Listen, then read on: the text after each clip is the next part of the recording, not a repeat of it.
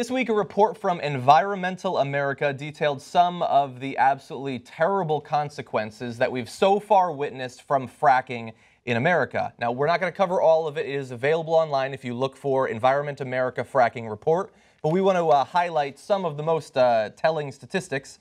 Environmental America reports that at least 239 billion gallons of water, an average of 3 million gallons per well, has been used for fracking. In 2014 alone, fracking created 15 billion gallons of wastewater. This water generally cannot be reused and is often toxic. Fracking operators re-inject the water underground where it can leach into drinking water sources. The chemicals can include formaldehyde, benzene, and hydrochloric acid. And Diet Dr. Pepper, I heard. Exactly, which I actually like.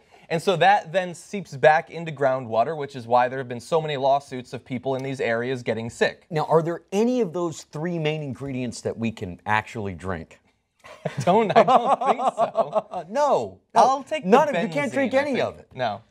So and it's leaching in there, and it's absolutely massive amounts. And I mean, the idea that they don't have to actually store it when their industry is intended to drill down and then pump fluid down there so that it just breaks apart everything. So the idea that maybe that would have consequences? You mean like earthquakes? Like earthquake. Oh, we're gonna get to the earthquakes. Oh, okay. Don't worry. No, Yeah. this is just poisoning all the well water. Poison the Just water. poisoning all the groundwater? Yeah. You don't need groundwater. Who needs groundwater? Who needs groundwater? But what if you like that you can set your drinking water on fire?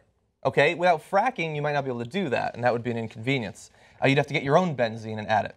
Also, newly fracked wells released 2.4 million metric tons of methane in 2014. Wow. Equivalent to the annual greenhouse gas emissions of 22 coal-fired power plants. Kidding. And by the way, bear in mind, that's 2.4 million metric tons of gas. It takes a lot of gas to make up million metric tons. And by the way, methane, much more destructive to the climate Yes. than regular CO2s. 96 times, in fact. Yeah. It's insane. And So this idea that it's the clean energy is, I don't know, bullshit spun by trillion-dollar oil companies? It's equal to pork being the other white meat. Yeah, pork. like literally. It is the other white meat, though. That's true. And by the way, this also, and they acknowledge it in the report, this underplays the actual severity of the problem, because what they're talking about here is when we do the fracking, it releases the methane. And we see that all over the country. I mean, LA has methane leaks pretty much everywhere. But then they have to transport the methane and the other byproducts of fracking, which can lead to accidents and leaks as well. Then they have to store it somewhere, and then you get things like Porter Ranch, where they're storing this stuff underground. It's already been fracked, and then just massive leaks on a scale that our planet has never seen before can happen, doing the equivalent of the damage that literally millions of cars would have to do. And let's talk about cars. If you could bring up this graphic, you're going to see a comparison between the methane emissions from wells completed in just 2014 and how many cars it would take to equal that. Each of those tiny little red boxes, by the way, equals 10,000 automobiles. And so Texas is doing its fair share of destroying our atmosphere. 8.1 million, but that emissions is still below just the Porter Ranch gas leak, which was 9 million. It's difficult to exaggerate how big Porter Ranch was. And you know how the consequences, what they'll be in terms of fines, in terms of jail time? Pretty much nothing. Nothing. It won't stop their business. They'll keep going. Man, if you accidentally put a rat turd in a donut, they'd shut you down.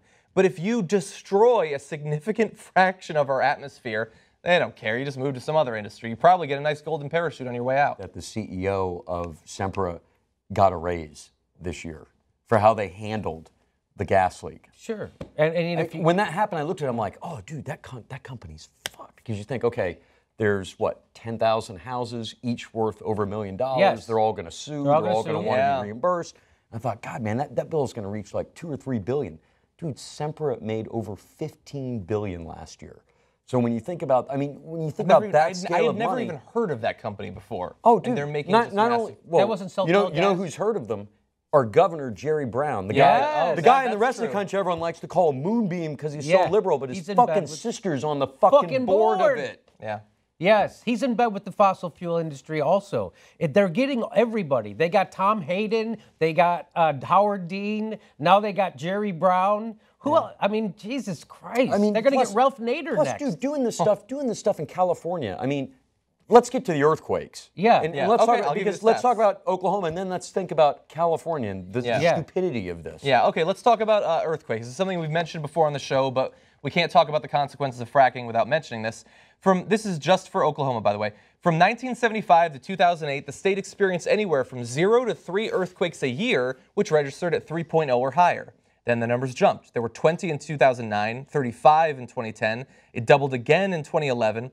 35 in 2012 was a nice little year. 109 in 2013 and 585 in 2014.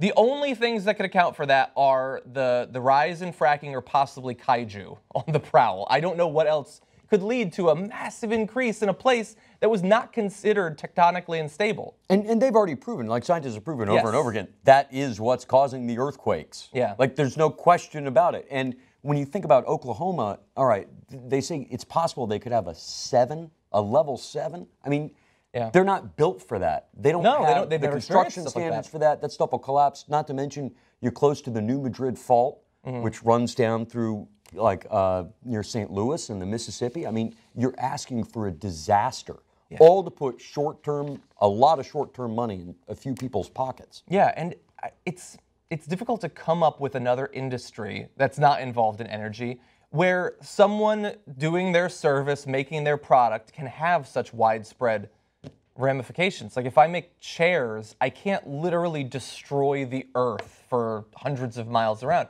I mean, when those earthquakes possibly topple houses, those people didn't get any money because fracking was in their neighborhood. In a lot of places, they're not even allowed to locally ban fracking from happening because state bills have stopped them from doing that. They're not going to get any money. Let's say that their houses are never destroyed. Oh, wouldn't that be a great future? But their quality of life goes down because now their area is continually racked by 1 or 2 earthquakes a day. They're not getting anything. You are allowed to run your business. You're allowed to sell services and sell products. You're not allowed to do that if it destroys other Americans' lives. And I thought that was was common sense. They are allowed to do that. That's the thing. I know. They're I'm saying allowed you're not supposed to be able to, but apparently you can now. I mean, what if you were running an airliner and 1 out of 3 of your planes just happened to go down in a residential area? They would stop you, and in the long run, that would be less disruptive than what we're experiencing with fracking. And that's just Oklahoma. Fracking has risen in a number of states. And we can't ignore, of course, the short-term political context of this. So we're going into New York, and we've got 2 Democrats. They don't have the same position on fracking, by the way. They were asked at a town hall not that long ago, it might have even been by Anderson Cooper, their position on fracking. Hillary Clinton gave this long, rambling thing about making sure that we know what's in the cocktail of fluids, which, by the way, would be nice. Can I give you a Bernie's answer? What was Bernie's answer? No. I don't support fracking. Are you for fracking? No. Yeah. That's it. You can call that simplistic if you want. That's it. I bet that would lead to fewer earthquakes. And so, look, if you think that I'm being unfair, we've been critical of PolitiFact recently. They graded Bernie Sanders saying that Hillary Clinton is in favor of fracking, and they said it's mostly true. They're insane with their final grades. But it's true because not only does she still support fracking with regulation, which I'm sure they'll abide by, they'll probably just self-regulate, don't even worry about it. But also, as Secretary of State, she went around the world and pushed for other countries to begin fracking. It's not enough that we destroy the lives of Americans. We got to export it abroad. Well, the reason she pushed so hard for that is because it's the American companies that have the expertise in fracking. So it's about getting business for American hydrocarbon companies. Yeah. Not that everybody should do it, but that everyone should do it so our really rich people can make a little bit more money. Exactly. And look, again, just like with the campaign finance, a lot of Hillary Clinton supporters, the ones who consider themselves libs, I bet if you look in their Facebook posting history from a year ago, 18 months ago, they've probably from time to time said some harsh stuff about fracking because it's been in the news. They were against fracking, but now Hillary Clinton, she thinks it's fine as long as you regulate it just a little bit. So that's so weird because there's another candidate that actually represents their positions better, yet they fucking try to shit on them, and they go with the person who couldn't give a shit about them or the environment. God, Hillary Clinton couldn't give a shit about regular voters. Am I wrong about that? There are some issues where she gives a shit, but unfortunately some of the biggest ones, her position has been either because, look, whatever you want to believe, either she genuinely thinks that there should be hundreds of millions of dollars in our political system, or you genuinely think that she supports fracking with some regulation, or you think that she's been paid to have those positions. I don't care which it is. It's the wrong position, and it's not like we don't have another option. And New York, in just a couple of days, they're going to get to vote on those different options. Well, I think Hillary Clinton's position is a lot like the woman who's quoted in the article, whose name I can't remember off the top of my head, but she's, you know, person on the street who's like, well, you know, people need jobs and we need power. Yes. Which, yeah, that's we do need that's power. absolutely true. That's true. And you could pull someone off the street to say that. Yeah. But in order to get beyond these things, you actually need government intervention. Yeah. Like the free market is not going to give you a green economy. If you trust the free market, man, we're going to eat the last fish, cut down the last tree, and that's it. Yeah, you can't trust the free market for this stuff. Until we literally devour the Lorax, we will keep pushing. They never willingly and by the move way, on. and they're all subsidized by the federal government. Yeah. It's not just that they're making a killing as they destroy the planet. We're paying them to do it. Yeah. Well, I mean, you gave an example just a couple of minutes ago. If Europe is ripe to start fracking, then those companies in America with all that expertise can go and try to convince them themselves. But instead, we have some of the highest ranked government employees going and doing that advertising for them.